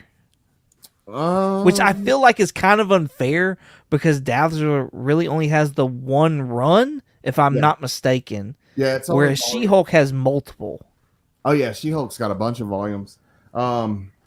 Let's see. If I'm going to go, if I put John Byrne's Sensational She-Hulk, the She-Hulk Volume 2, if I put that run against Dazzler's run, I'm going to pick Sensational She-Hulk because Dazzler, it was a pretty good read. Some of the stuff in the beginning it gets a little old. The conflict with her and her father, that kind of gets boring and a little old after a while. But Sensational She-Hulk, they both fight some pretty obscure villains. They both fight some pretty big villains. But I think Sensational She-Hulk provides a little bit more entertainment overall. So I would probably go with that. I could see that. There any cons coming your way this fall? Yeah, Chattanooga Con. I will be going to Chattanooga Con in October 26th. And I'm going to be meeting up with a writer that I actually got to interview on Comic Book Addicts, the writer of The Fog. And, oh my God, because I'm live, his name is escaping me. But he's an awesome dude, and we're going to meet up in person. I'm going to hang out with him and get my Fog book signed. But Jay Lee's going to be there. Hold on, I'll show you this book. I'm going to get it signed. Yes. I'm specifically going to wait in line to get Jay Lee to sign this cover he did for Penthouse, a 1-in-10 ratio. Oh, cool. Yeah, I want to get him to sign it in white, like right there. Yes. But yeah, that's a Jay Lee 1-in-10, but I'm going to meet him and get that signed. But yeah, I'll be at Chattanooga Con hanging out with some really cool artists and voice actors and just having some fun with some cool people, hopefully. Nice. Check Scotty out there then. I hope to I hope I can make it to Heroes Con, man. I hope I can meet up with some of these people at Heroes Con one day. Every year it's something. I'm having to start looking into it now because I'm like, if I want to go, I need to really start thinking about it so I can actually start putting money towards it to make the trek up there. So see, I'm the same way, and like this past year, it's been a vehicle issue thing. It's like right now I have what's called like an around the town vehicle, so it's not going to be. It's fine for driving around Chattanooga, but I'm not going to be taking any long trips in my car right now. I just need some work done before I could do that. So A to B, yeah. I've had those. So that's my situation right now on that. So. TJ saying congratulations. Cliff is saying love you, Scotty. So happy for your man. It is an accomplishment. Like you should be proud of yourself, man. I'm saying like. Oh, I am, man. I am. I've came a long way. If you guys knew the person that I used to be, dude, it's crazy how I really have came a long way. I'll give myself some credit. Awesome. You should. Being a sponsor is a big investment of yourself. I'm under the impression there's other ways to give back. You're giving a lot of your life to somebody. You have to be on call for somebody 24/7. So it's a lot. Yeah. I could see that. I could see like that's taking on a lot.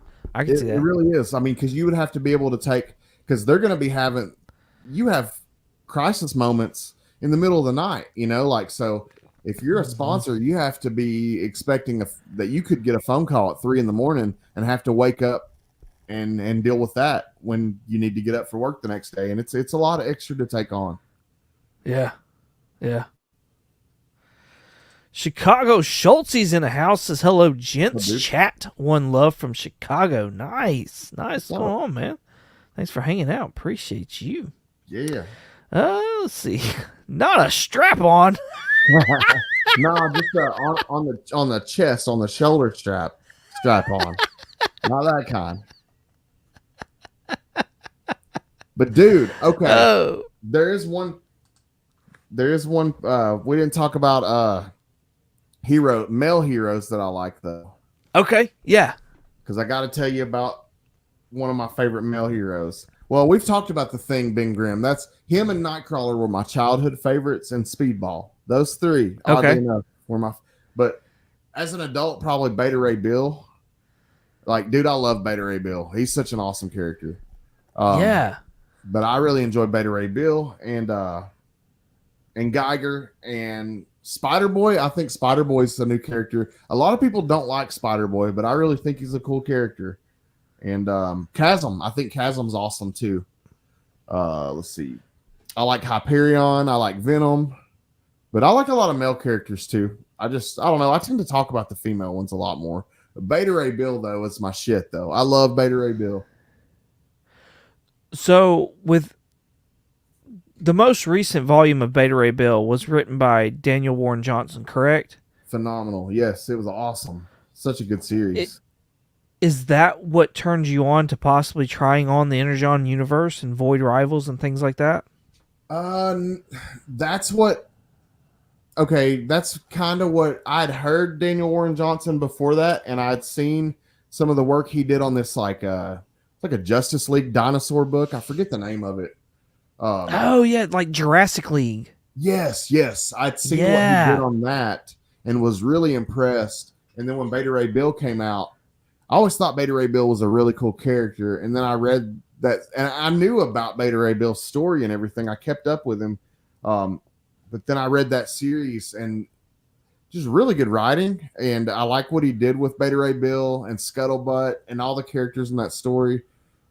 Really made you sympathize a lot with Beta Ray Bill. Really did a lot for his character. So it was. I had to go back and check out a lot more Daniel Warren Johnson stuff after that. And I've been a fan since, really.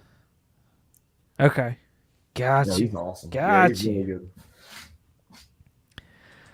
We got a question from Cliff. Who were the first, let's say, 3 or 4 YouTubers that welcomed you in? Interesting. The very first one, actually, the reason that I'm on YouTube is Marcus Circumstances. Right. Me and him were part of a Comic Corner 2.0 group, which is Mike Spider Slayer from Comic Corner.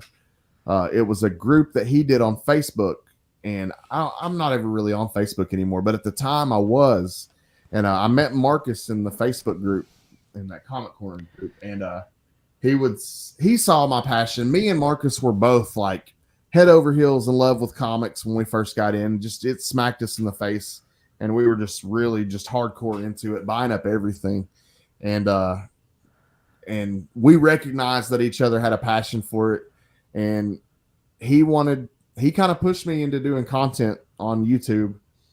And so Marcus was the first one for sure. And Brian LCS, he saw my story early on. And I had this video early on where I was talking about addiction and stuff and some of the stuff I went through.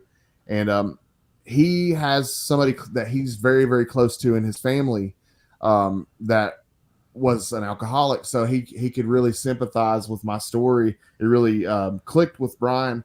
So Brian's been really good to me ever since. Brian's always supported me. He's always watched all my stuff, and Brian has been a really good friend to me. So Brian and Marcus early on. I'm trying to think, because I don't know, man. It's tough. Like I've never been this like overly popular guy in any scenario in my life, and that translates on YouTube as well. Like I'm never like the most popular person ever. Yeah, I have a lot of unpopular opinions though, and sometimes I can be an asshole. But I don't know, dude. There's been some pretty DJ Links was really welcoming to when I only had like 100 subscribers. DJ Links came in and was commenting on my videos. So cool. yeah, he was supportive early on. I remember like when the first time he ever commented on one of my videos, I was like, holy crap, that's a big channel. And that was a really cool thing. But yeah, Yeah. there's three right there early on. But a lot of people have been really good to me though. Chris the Comic Vet's been really good to me. Yeah. He's been a great friend. He's been there for me a lot of times. Collecting with Durs has been a great friend. My comic pops. I don't have a good relationship with my real life dad, and it sucks. It's unfortunate, but that's just the way it is. And but I'm able to have a father type figure through Lorenzo, my comic pops, alternative indie comics and reviews on YouTube. So Yeah. Lorenzo he's like a dad to me, and Marcus as well. And so Lorenzo has been really cool. I have Lorenzo's number in real life. I can text him if I need to. And he's been really good to me as well. So, man, there's been a lot of people that have been awesome. This community's been great. It's been really good. Yeah. There's been some drama, and especially here lately, and it's really left a bad taste in my mouth because I'm seeing people like just running with the drama, and I hate that shit, man. To be honest, I just hate that shit. But but dude, other than that, other than the drama, I love this community. I love YouTube. Nice. Nice. I remember finding you first off when I was looking, like it was a random video and it was like you talking about fried pie variants, and I was like, the fuck, somebody else knows about this shit. Yes. Yes. It's because we're both Southern comic book collectors, though. We see fried pie variants when we're out. Second and Charles, you see a lot of them at Second and Charles. Yes. So I remember watching that, man. You did a really good review of like the history of fried pie variants, and I was like, fuck, I can't add nothing to this. He's got all that shit on lock. So I remember seeing that. Oh, I'm sorry, man. I didn't mean to cut you off. No, go ahead. The problem is I'm really good at research. I'm really good at digging up info. I suck at tech, though. Like, I'm incredibly bad at technology. So I can't put the information on YouTube as good as I would like to. Well, I thought you did great. So thanks, man. But then I remember seeing your story, and that's what really hooked me to your channel. I was just like, fuck, this dude's just like coming out in the open about, because I remember you taking like us, the audience, to like the place of a car wreck and like in real life, and I was like, fuck, that's correct. Like, I almost died. Yeah. There, yeah. And that's what I'm saying. Like, I was just like, shit. Like, he's taking us to these places, and it's like real life shit that's like gone down, or you know what I mean? And I'm just like, that's what really hooked me to your channel. And I was just like, from then on, I always had to watch your shit. So thanks. Yeah, well, it was crazy. I wanted people. I wanted some. I don't know. I was just hoping that it would help somebody in some way, that maybe somebody would see it and they could relate.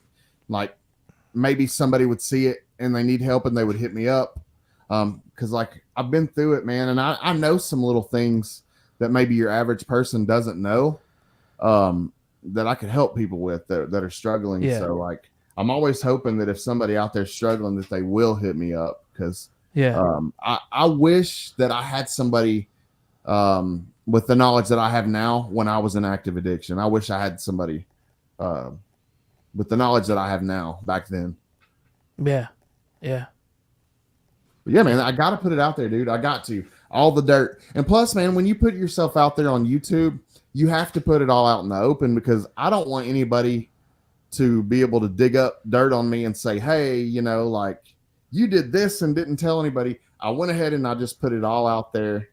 And actually, the worst thing I've ever done is literally on a news story on YouTube. So it's all out in the open. I have nothing to hide. Yeah, that's what I loved about you, was you just being genuine about shit. Like, because I feel like in this life of YouTube, in this life of social media, it's all about fucking shorts or highlight reels. Like Yep. that's all that it is seeing everybody on their high points, and nobody sees anybody at their low points. And it's like life is just not all highlights. Like it's not. That's not real life. That's not genuine. No, dude. Life has been really rough for me, man, and I did it to myself. But yeah, it's I want people to know that no matter how bad off that you are, there you can come back. There you can turn things around. You're never too far gone, and nobody's beyond saving. You are redeemable, and everybody has something good to offer the world. Nice. We'll have to end it on that. That's fantastic. There's my honey. Hey, honey, love you bunches. Hey. Yo, we've been going for an hour and 40 minutes, bro. Like, are there any other books? I know you fixed up a stack of books. Like, is there anything else you're wanting to show off? Anything else you're just itching to talk about, dying to show it off? We'll see. I'll run through the books that I didn't show real quick. We'll just do a little highlight. No, you gotta be quick about it. I'll do a little highlight reel for the people that are left. It's gonna be some cool stuff in this stack.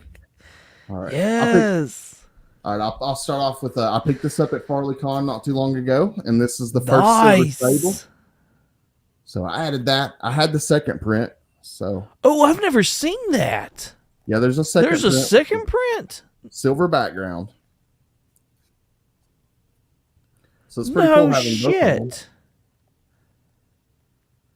Yeah, I actually is really that the same year? Let's see. No, this must have been because this has $1.25 US price, and this is 65 cents. So this probably got put out much later. But that's cool. I've never seen that before. But yeah, really glad. I already had the second print, but really glad to finally have that in the collection. We mentioned Spider Woman earlier. Nice. That's just just her first issue origin story, but I really like that costume. I like that version of Spider Woman. Beta Ray Bill. Love this guy. Yes. This is another amazing AOK. Digger Jim gave this to me. Apocalypse, one of my favorite villains. But shout out Digger Jim. This is an awesome AOK. Digger Jim's awesome. Yeah, he is awesome. I mentioned Toxic Avenger earlier. Yes. This is, first cover appearance and first cameo, and then there's his first full appearance. Nice. Let's see. Had to show one of my favorite covers of all time, Dazzler issue 1. That is a good cover. I love that cover. And then her first. That's probably the best floating head cover too. I know, it really is, man. First appearance of Speedball, a childhood favorite for me. What is it about Speedball? You and Beckerman both. What is it about Speedball? I don't know, man. Something about it when I was a kid, I just thought his powers were really cool, and the way that it looked when he bounced around and all the little colored balls bounced around, I just thought it looked cool. I don't know what it was, honestly. If that's it, all it is, then that's it. That's all it's got to be. So I just thought he was cool when I was a kid. But here's first Howard the Duck, which is another character I loved as a kid. First duck boobies I ever saw on film.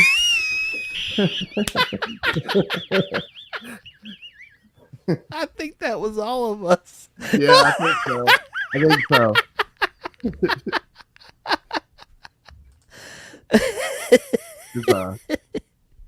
AMS 252 newsstand. I picked this up nice. last year.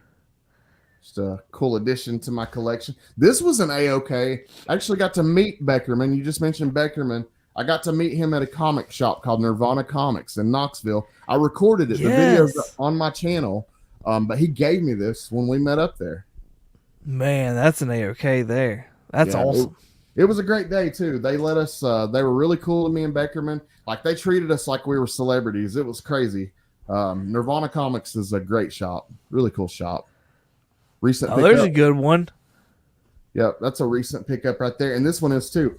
I actually upgraded from a direct to a newsstand. Nice. Hell yeah! Yo, and you sold your direct to bottom tier as well. Yeah, Yes. man. I gave him a good price on it. Awesome. Yeah, yeah. I won't say because I don't want to discuss that online or anything. But I think I gave him like probably $40 cheaper than what it was going for. Nice. Yeah, Nice. I mean, he seemed pleased with it. So I mean, I know he posted a video about it. So dude. It was my personal copy until I found this one. Like I loved that book. I told him I was like, dude, this book has been well loved. Like I've treasured. It, it was on my wall right here. I never would have got rid of it if I wouldn't have found the newsstand. We got First Michael Myers. This is my favorite book in my collection. I had to show it off before we go. This is the First Michael Myers, the rare holochromium version. This means a lot to me for so many reasons. It's a really rare book. I got it graded myself. It was the first book I ever graded myself or had sent off. 9.6. That's awesome. Got a 9.6 on a holochromium cover from the year 2000. Yes. I was real iffy about it too because holochromium's tricky. This is his first appearance. This was given to me by one of my best friends in real life. So it just means a lot to me and for many different reasons, but it's such a cool book. It's my favorite. No, that's book. one of my goal books right there. Like I want one of those. I got like eventually that's one of my goal books.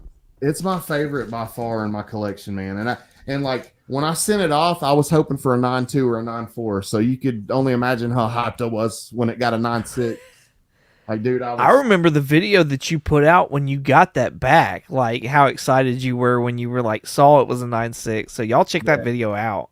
I love it. But that's my favorite book in my collection, and definitely love that book a lot. And I'll show this real quick just because it's close by. But I picked these up recently, and this, believe it or not, is Leatherface's first appearance in comics. Really? Yep, Leatherface in 1991. Huh. And then there's issue 2. It's crazy how some of those it took however long for them to have their first appearance in comics. Dude, I want to say like Chucky is another one of those like odd ones. Yeah, Chucky's first appearance wasn't until the 90s, but here, wait, no, maybe I don't want to say that for sure. Maybe it was earlier. I don't know.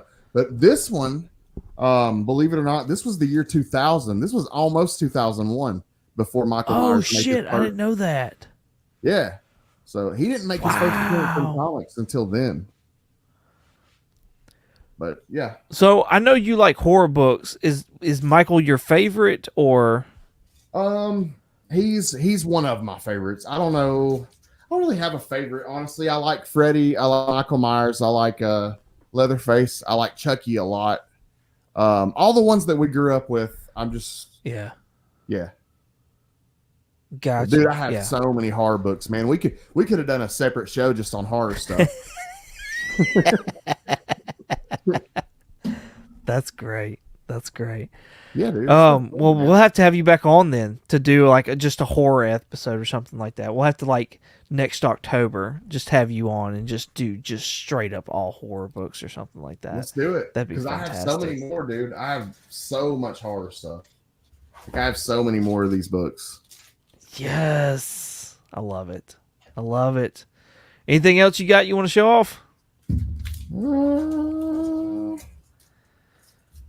Here's for Chris the Comic Vet. Here's Jenny Frison signed Scarlet Witch. Ooh, that's nice. Yeah, Jenny Frison's fantastic. Love her. Right. Love her artwork. She's been hitting on all cylinders this year. Just absolute fire. Thanks, TJ. I appreciate you coming out, man. Right, TJ. But yeah, awesome. No, that's all I got. I think it's been fun. Cool. What else you got coming up this month or week or whatever is going on as far as your channels goes and IG? Yeah, man. Every Wednesday I started a new comic book series, and I did a pre-recorded show with Chris from Comic Tropes, and really had like kind of a deep conversation on creating content in different directions I could go. And he he took a look at my channel and he's like, dude, whenever you talk about adult erotica in comics, it always does phenomenal. He's like, you ever thought about just doing that more on your channel? And so that's what I've been doing. Every Wednesday, I'm dropping a new video, adult erotica in comics. The first one has absolutely taken off. It's doing really, really well. The second one, not so much, but I'm going to keep it going. We're going to see how the third one does. I'm hoping that it'll be successful because, man, the first video is just like boom to the moon, dude. It keeps going. It's doing really well. So I don't know. I'm hoping that does well. Adult erotica in comics every Wednesday. I'll do a new series. And Comic Book Addicts every Monday. I'm always hanging out with somebody cool, interviewing a comic book collector or an artist or a writer. And that's always fun. It's always fun to talk to people about what they like to collect and their passion projects and things like that. So every Monday, 7:30 p.m. Eastern time, part of the Monday night lineup. I go before 22 Comics, and it's a good block of live streams, man. So many great live streams that night. Right. Yeah. No, awesome. I'm very grateful y'all brought me on because y'all have an awesome lineup set up before I even got there. So if you ever watch my show, I literally tell everybody every single live stream that yours is my favorite out of everybody's on Monday. Like top 10. I've seen that. If you guys have never checked it out, I always tell them, I was like, I really, really like what he's doing over there. I always say it's my favorite, man. I mean that. It's my favorite live stream on Mondays. I like your top 10 alternatives. You got a good chat. They're always popping. Really good people every week. But that's a good show you got going. I appreciate it. Thank you very much. I love the guests that you wind up having. Like the guests that you get for Comic Book Addicts is freaking insane. It's fantastic, dude. I mean, Chris Forstner, like just to name one of the freaking big hitters that come out there is awesome. We had John Boy Myers. I forgot about him. Yes, John Boy Myers. Yes, that was fun. But dude, I'm just having the people on that I want to talk to and just having fun with it. We were talking about we did a whole episode talking about Jim Varney and about this Ernest comic book that's coming out, and like that was just something that I wanted to talk about because I love Ernest from my childhood, and I just want to do stuff like that to have fun and hope that the audience enjoys it too. Booger lips. That's what comes to mind every time. Know what I'm talking about, Bert? Yes, dude. I love Ernest, man. I'm not even kidding, dude. Like he holds a special place in my heart, dude. That's Jim Varney did a lot for us 80s and 90s kids. Yo, even into the 2000s when he played Slinky Dog, like he did the voice for Slinky Dog, like yes, Toy Story, yeah, yes, man. He's one of those people like Stan Lee, man. He just if you grew up in the 80s or 90s, you owe a lot to that man. He made our lives better. Exactly. Geek Out with Roscoe's in the house. What's going on, homie? Thanks for hanging out with us this evening. Appreciate you, Cliff. Cliff was my I got to have him as a co-host for the John Boy interview, and that was awesome. That was really cool. Nice. I need to go back and watch that. I have not seen that one, so I have to go back and watch that one. Dude, I knew in that type of situation, if I was gonna have a sidekick, I would definitely want Cliff there. So I had to hit Cliff up. That's a solid co-host right there. Like Cliff is, yeah, absolutely. Yep. Always a good time with Cliff. Cool. So I know the one, you were talking about the erotica in comics. The first one that you put out was Cherry Pop Tart. That's one that you'd hit up before, but you'd gone back and redone because you felt like you could do it better, which I think was awesome. I love, even though I've seen the first one, watching the second one was great too. Just because I could see the difference in your editing skills as well. So like even that aspect of it was fun to watch. And then Omaha, is it the erotic dancer? With Omaha the cat dancer. The cat dancer? Yeah. Yes. It's that's on my watch list next. Yeah, man, it's another underground comic. It's around the same time period. It's another Kitchen Sink Press Fantagraphics title, or it was Fantagraphics at one time. It was another one of those books that were getting comic book shop owners were getting arrested. They were getting raided and arrested for books back in the day, y'all. If you guys can remember back in the day when Two Live Crew's music was getting banned around the same time, Cherry Pop Tart and Omaha the Cat Dancer and Eros Comics were getting comic shop owners arrested. It's the whole reason they came up with the Comic Book Legal Defense Fund, for reasons like that. And it's crazy, dude. It is crazy, the way that the world was back then. And I've learned so much, man. It's been fun doing these videos. And I promise you guys, if you watch, you'll learn something. That is one thing that I can promise from these videos. I'm learning stuff, making them. I guarantee you guys will learn at least one thing. You'll have at least one thing you learned. Oh, I will double down on that, because I was watching Cherry Pop Tart today, and even though I'd seen the first one, I was still learning stuff. Like, it was refreshing things. And I think there was even stuff that you added to it that wasn't in the first one. So, like, good. No, absolutely. I'm double down on that. You absolutely will learn something from these. Dude, a lot of these creators, man, they're kind of looked at because of the type of content they did, man. They're kind of looked at maybe as a little pervish or whatever. Dude, a lot of these people were amazing, talented people that lived like pretty traumatic lives, and despite adversity, still came out with these amazing books for us. So it's just really cool. I've had a lot of fun. Next week I'm going to be doing bizarre sex. So if you're into bizarre sex, next Wednesday on my channel, I can promise you bizarre sex. There you go. Get your erotica on with Scott Vaughn. I will totally peddle smut for views. So that's great. Yo, man, this has been fantastic. I love it.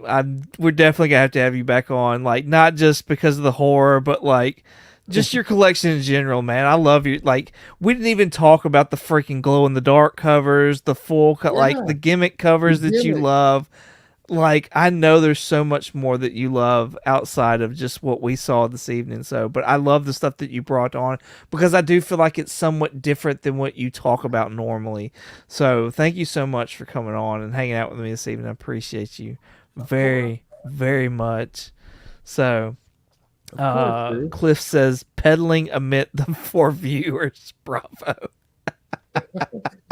I mean, my buddy at work was like, do you really want to continue to go down this path? You're getting a little smutty there. And I was like, dude, if I have to peddle smut for views, by all means, I will absolutely peddle smut for views. I'll still steering clear of drama, but not steering clear of smut for views. So you count on me. That's great. Oh, all right. Well, I've got, of course, I've had freaking Scott on here, who's fantastic. Thank you so much for coming and hanging out. But coming up this, not 2 Thursdays from now, I've got DJ Links in the house for collecting Uncensored. And I'm so excited for this, too. He's way cooler than I am. No, he's not way cooler.